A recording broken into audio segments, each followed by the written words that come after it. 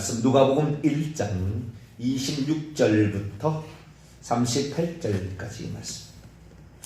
누가복음 1장 26절에서 38절까지 말씀을 한 절씩 교독하도록 하겠습니다. 누가복음 1장 26절에서 38절까지 말씀입니다. 여섯째 달에 천사 가브리엘이 하나님의 보내심을 받아 갈릴리 나사렛이란 동네에 가서 다윗의 자손 요셉이라는 사람과 약혼한 처녀에게 이르니 이 처녀의 이름은 마리아라.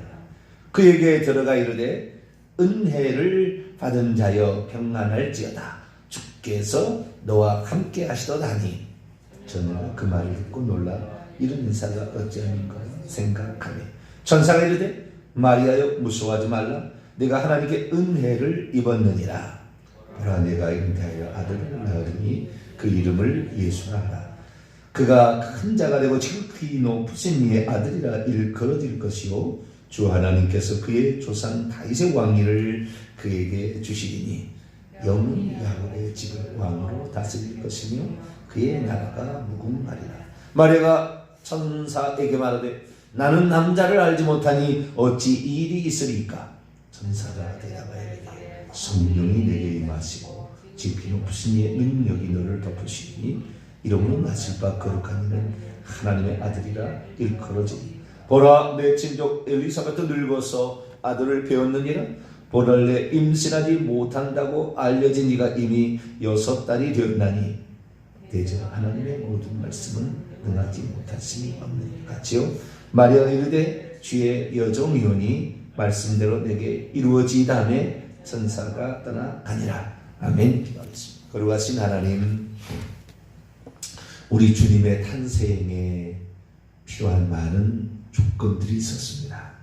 그러나 그 모든 것들이 다 맞아 떨어질 때에 인류의 구세주가 우리에게 오실 수 있었던 줄로 믿습니다.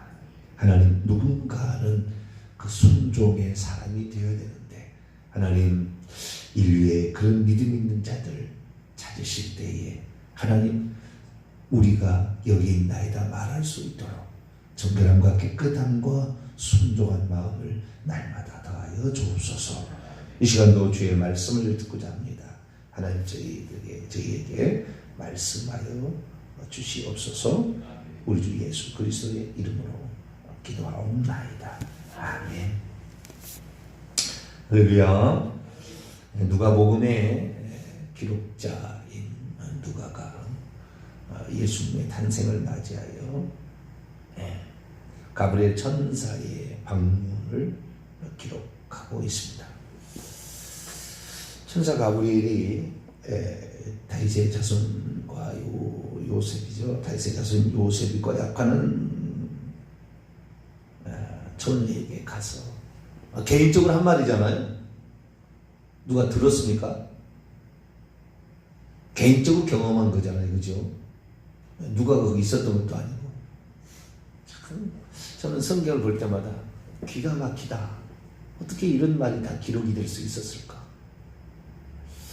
우리는 어제 들었던 말도 잘 정확히 기억이 되지 못합니다. 그렇잖아요? 대강은 뭐 기억할 수 있겠죠.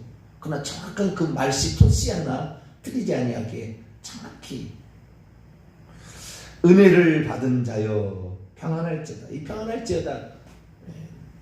이때는 그 평안할지어다. 이 카리에죠. 카리에. 즐거워라, 기뻐하라. 그런데 이 원문에 보게 되면은 이 샬롬, 그 히브리 말로는 그렇게 해석합니까? 샬롬 여인이여, 샬롬 이렇게 이제 얘기를 했을 텐데 우리야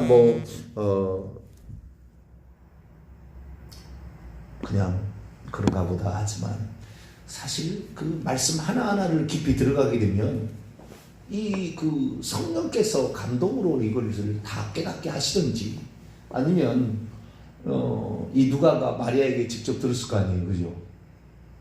마리아에게 나타나서 한 얘기를 어떻게 누가가 거기 있었던 것도 아니고 근데 그걸 기록해 놨다 그 말이죠.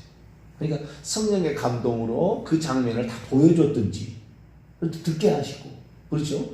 기억나게 하셨든지 아니면 마리아로부터 직접적으로 그 얘기를 들었든지 뭐 이렇게 얘기를 했을 거예요. 그런데 기록된 것은 상당히 파급효과가 큰 거죠. 무슨 일이 있었는지 정확히 알 수가 있는데. 근데 누가가요, 이 본문을 이렇게 기록하게 될 때에 엄청 신경 써서 기록을 했다. 뭐 우리는 쉽게는 성령의 감동으로 기록을 했구나 라는 사실을 우리가 알 수가 있죠. 이 짧은 그 만남, 가브리엘 천사와 이 처녀 마리아의 이 만남이 결국에 구약 성경에 예언되었던 메시아 탄생에 관한 예언이 집중적으로 여기 다 나와요. 이 말씀에 26절 38절 아래 이 다 나온다고요. 엄청나게 많은 말씀이 나와요. 자, 먼저 26절을 먼저 보게 되면, 여섯째 달에 천사 가브리엘이 하나님의 보내심을 받아 갈릴리 나사렛이란 동네에 가서, 우리가 얘기했습니다마는 이사야 11장 1절에 이새의 줄기에서 한 호텔가 올라오고, 호텔을 가지가 올라오고, 그 다음에 이새의 뿌리에서 한 싹이 올라온다. 네체르다. 나사렛이란 말이 거기서 나오거든요. 그래서 이 이새의 줄기에서 올라오는 그 싹을 여호와의 영이 임해서 결국에 메시아가 될 거라는 그 예언이 이사야 11장 1절과 2절의 말씀, 1절의 말씀이 바로 이 26절에 기록된 거.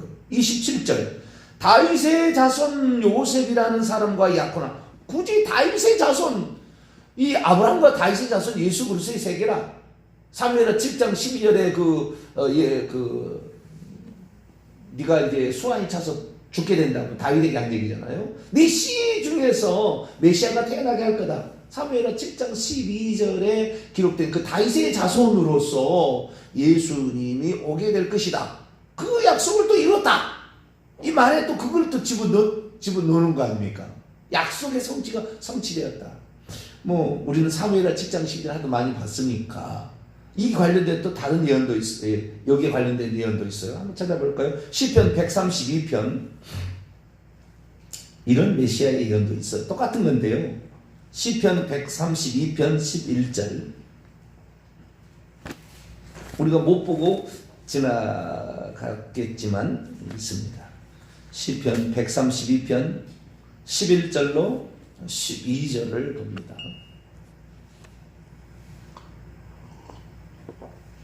네, 12절은 이제 32절에 누가복음 1장 32절에 나올 다윗의 왕위까지 나오는데요. 나왔으면 또 같이 읽어버리죠. 132편 11절로 12절 읽어볼까요? 시작. 여호와께서 다윗에게 성실히 맹세하셨으니 변하지 아니하실지라. 이루시기를 내 몸의 소생을 내 왕위에 둘지라. 내 자손이 내 언약과 그들에게 교훈하는 내 증거를 지킬진대 그들의 후손도 영원히 내 왕위에 앉으리라 하셨도다. 그래서 다윗의 소생으로서 왕위에 앉을 자가 오게 될 것이라는 이 사무엘하 7장 12절을 이 시편 기자도 인용해서 말씀을 하고 있죠. 다시 돌아옵니다. 누가복음 1장 27절. 그래서 다윗의 자손으로 온다라는 그 말이 누가복음 1장 32절 봅니다.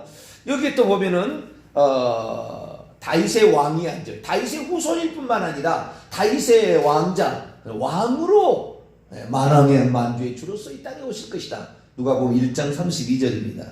그가 큰 자가 되고 지극히 높으신 이의 아들이라 일컬어질 것이요 주 하나님께서 그의 조상 다윗의 왕위를 그에게 주시리니.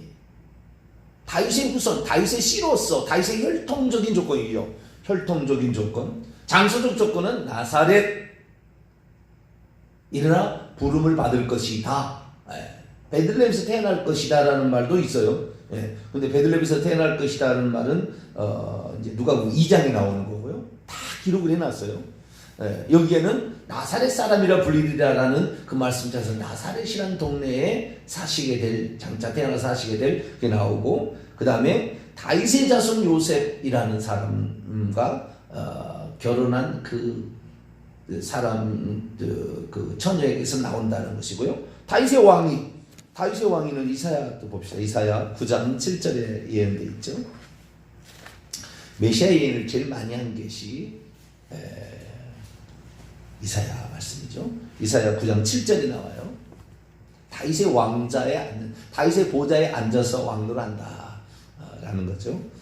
영적인 왕입니다. 귀신들 이런 세계 위에 귀신들 이기고 왕노를 한다 그런 거죠. 자, 9장 7절입니다. 시작. 그의 정사와 평강에 대함이 무궁하며 또 다윗의 왕자와 그의 나라에 군림하여 그 나라를 굳게 세우고 지금 이후로 영원히 정의와 공의로 그것을 보존하실 것이라 만군의 여호와의 열심히 이를 이루리라. 다윗의 왕자에 앉아서 다스릴 자가 나오게 된다. 이 예언이 성취가 되었다. 그것을 지금 누가복음의 기자인 누가가 자기가 성령의 감동으로 기록을 했는지 어쨌든 자부지간 이 사실이 메시아에 관한 이 예언의 성취가 이루어지고 있다라는 사실을 지금 언급하고 있는 것이죠. 그 다음 누가복음 1장 31절 보라 처녀가 잉태하여 보라 내가 한다는 것은 처녀 마리아에게 지금 이 말 처녀라는 말을 굳이 언급하잖아요. 27절에 그 다윗의 자손 요셉이라는 사람과 약혼한 처녀 파르데노스에게 이르니 그 처녀의 이름은 마리아라. 그 마리아에게 뭐라고 하냐면 31절에 보라 처녀인 내가 잉태하여 아들을 낳을 것이요 그의 이름은 예수라. 처녀가 잉태하여 아들을 낳을 것이야. 이사야 7장 14절이죠 또.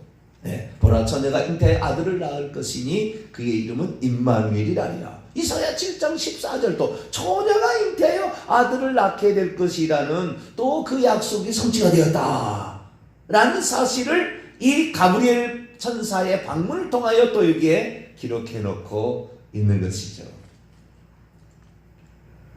뿐만이 아니라 또 이 34절 35절 보면 마리아가 천사에게 말하되 나는 남자를 알지 못하는데 어찌 일이 있겠습니까? 천사가 대답하여 말하기를 성령이 내게 임하시고 지극히 높으신 능력이 너를 덮으시리니 이러므로 나으실 바 태어나게 된 채 있는 거룩한 이는 하나님의 아들이라고 일컫게 불려질 것이다. 하나님의 아들이라고. 태어날 그분은 메시아 그분은 하나님의 아들이라고 일컬어지리라는 예언이 있다는 거죠. 처녀가 잉태하여 아들을 낳을 것이 그 이름은 임마누엘이라는 것은 처녀가 잉태하여 아들을 낳았는데 그 아들이 하나님이란 말이죠. 그 말은 정확히 말하면 하나님의 아들이 아니고 그렇죠? 처녀가 잉태하여 아들을 낳을 때 그의 이름은 임마누엘 하나님이 우리와 함께 하시다. 하나님 우리와 함께 하시려고 아들로 오셨다. 이게 7장 14 이사야 7장 14절에 한다면 여기는 태어나실 자는 하나님의 아들이라고 말해질 것이다. 어디에 나왔을까요? 여기도 시편에 나와요. 시편이 메시아 예언이 가장 많이 나온 또 성경 구약성이 하나예요. 시편 2편을 볼까요? 시편 2편 7절에 나와요. 하나님의 아들이라고 일컬어질 것이다.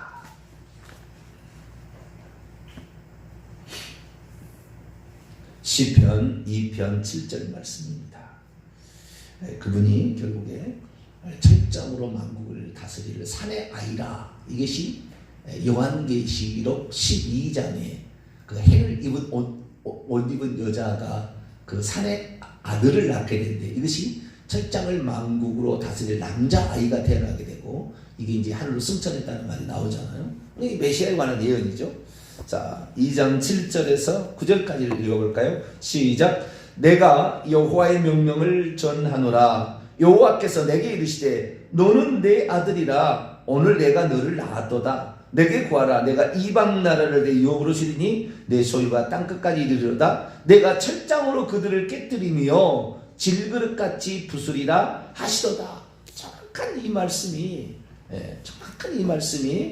예수님께서도 이 말씀을 인용을 하셔서 부활 후에 인용을 하셔가지고 그렇게 말씀하십니다. 자, 요한계시록 2장을 볼까요? 요한계시록 2장. 제가 이 말씀을 드리는 것은 누가가 기록할 때 그냥 뭐 어쩌다가 뭐 아들이 태어났다는 것이 아니라 약속의 말씀을 그대로 지금 성취하고 있다. 그러니까 우리가 장차 천국에 들어간다. 우리가 예수 그리스도를 믿고 회개하면 죄가 용서된다. 정확하게 이루어질 거라는 거죠. 다 우리가 보이지 않는 것도. 자, 요한계시록 2장 26절에서 27절까지. 2장 26절에서 27절. 이 지금 말씀을 하신 분이 누구냐? 하나님의 아들이 말하는 거예요. 18절부터 먼저 읽고 들어가야 돼요. 18절 시작.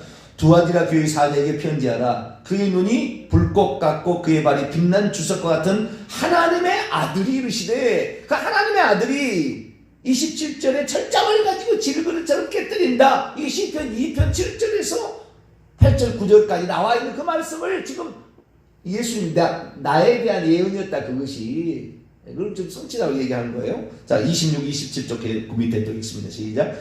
이기는 자와 끝까지 내 일을 지키는 그에게는 만국을 다스리는 권세를 주니 그가 철장을 가지고 그를 다스려 질그릇 깨뜨린 같이 하리라. 나도 내 아버지께 받은 것이 그러하니라. 아멘. 이렇게 딱 이거죠.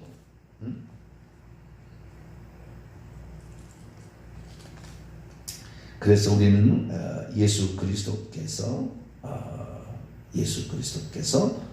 하나님의 아들로 이 땅에 오셨다라는 것인데요.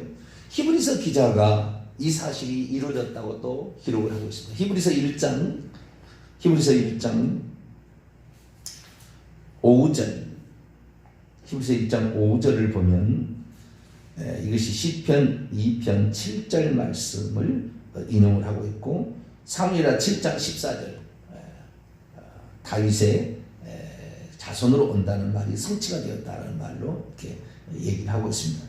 히브리서 1장 5절 말씀이 있습니다. 시작. 하나님께서 어느 때에 천사 중 누구에게 너는 내 아들이라 오늘 내가 너를 낳았다 하셨으며 또다시 나는 그에게 아버지가 되고 그는 내게 아들이 되리라 하셨느냐.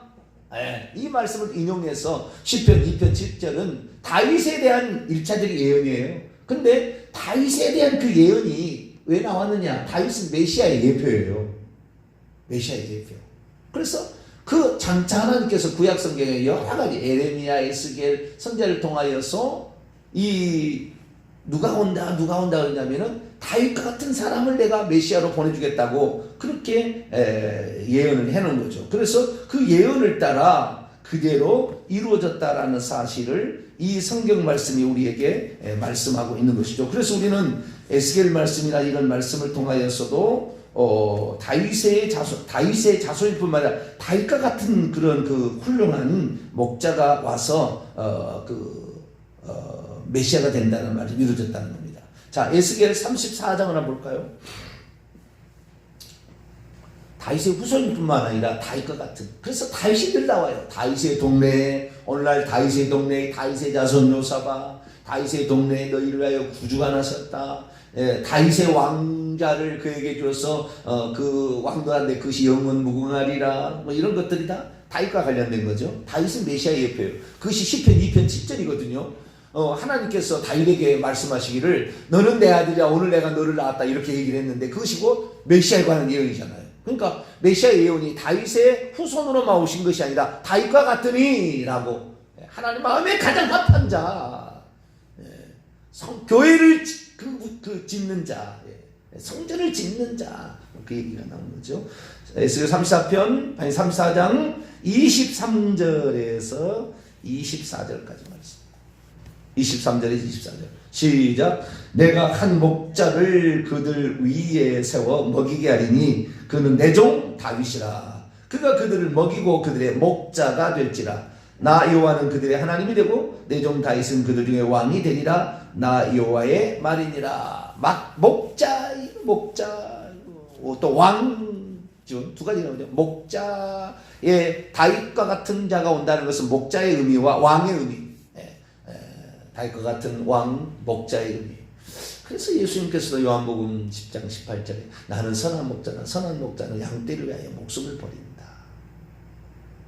그리고 목동들이 있는 베들레헴에서 태어나는 거죠. 목동들. 그래서 베들레헴에서 목동들, 그 목자와 같이 양떼를 치고 있던 사람들에게 나타나. 그 많은 사람들이 그때 당시에 깨어 있는 사람이 있었으나 굳이 목동에게 찾아간 것은 꼭 목자에게 그 소식을 전하는 것은 그 목자로 살았던 다윗을 연상케 해주잖아요.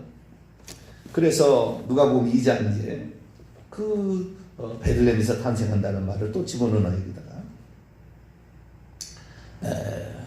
누가복음 2장 4절. 그러니까 이 사람이 누가복음이 이 성경을 기록할 때 그냥 기록 안 했다는 거예요. 구약 성경에 다 있는 이런 메시아에 관한 예언들이 이렇게 성취가 되었다. 그러니까 이분은 바로 틀림없는 우리의 구원자로 오시는 메시아시다. 누가복음 2장 4절 말씀 또 읽어봅니다. 시작. 요셉도 다윗의 집 족속이므로 갈릴리 나사렛 동네에서 유대를 향하여 베들레헴이라는 다윗의 동네로 호적하러 가서 거기서 났다. 그래서 미가서 5장 2절 베들레헴 에브라다야 네가 유다의 족속 중에 작을지라도 네게서 이스라엘을 다스릴 자가 나오는데 그는 상고의 근본의 태초이다.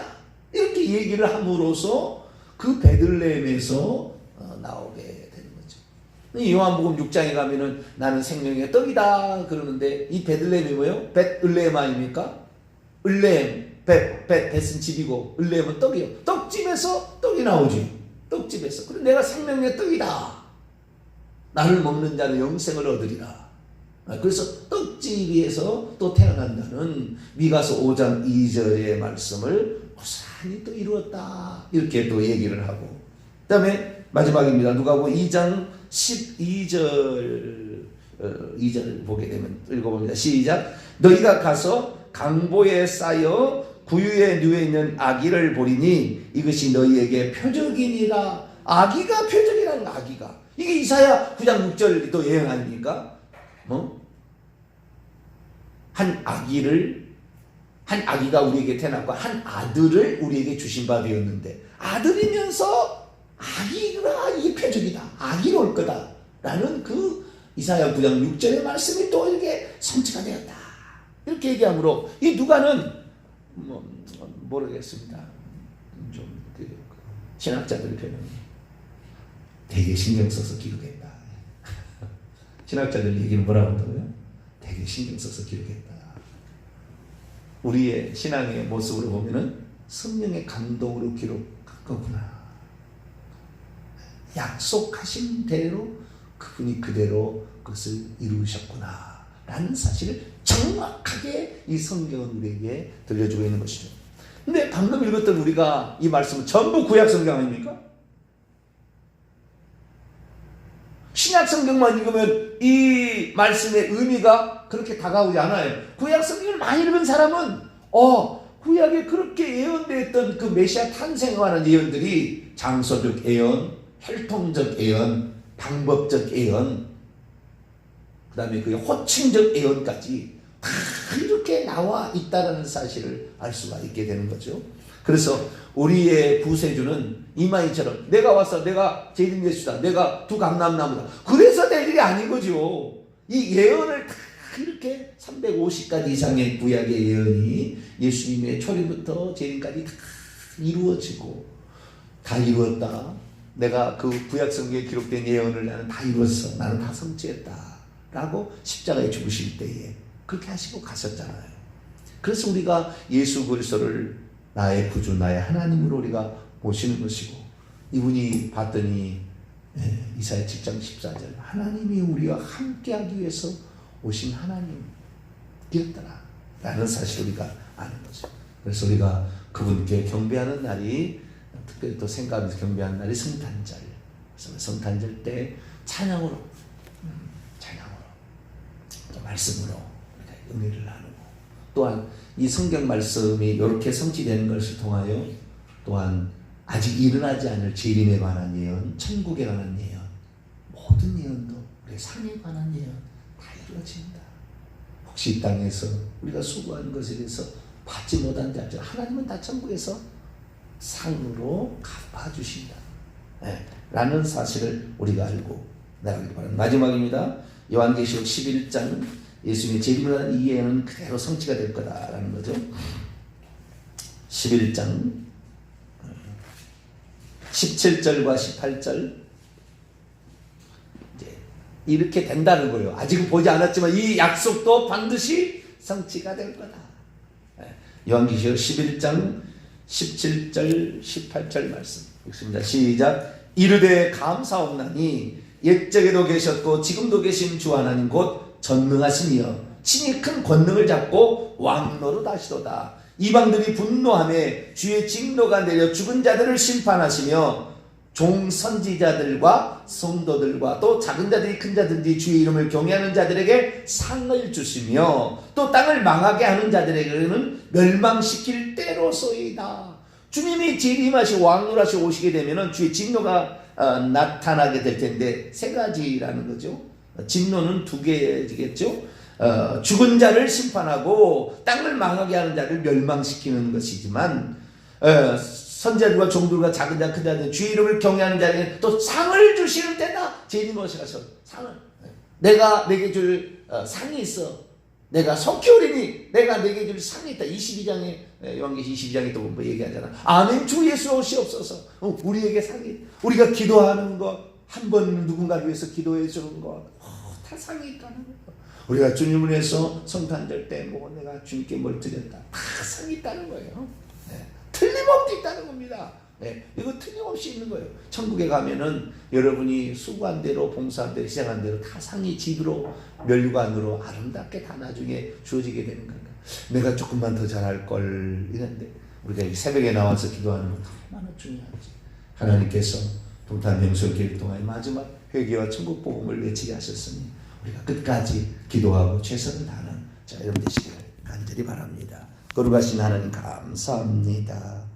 우리에게 이제 마지막 재림만을 우리에게 남겨두고 있는데 재림 때 받은 것이 영원히 우리의 것이 되는데 주님 잠깐 우리가 게으르고 나태해서 주님 주실 것 놓쳐버린 자 없게 도와주시고 시간 내어 마음 들여 물질 들여 주 앞에 봉사하는 것이 결코 헛되지 않음을 알고 오늘도 충성하며 내 위치를 잘 감당하는 자 되기를 원합니다. 기도에 쉬지 않는 자 되게 하시고 후손과 교회 사역을 위해서 더욱더 기도하며 2020년도에 더 풍성한 은혜 달라고 우리가 기도함으로 2020년을 잘 준비해 나가는 또 우리 모두가 되게 해 주옵소서.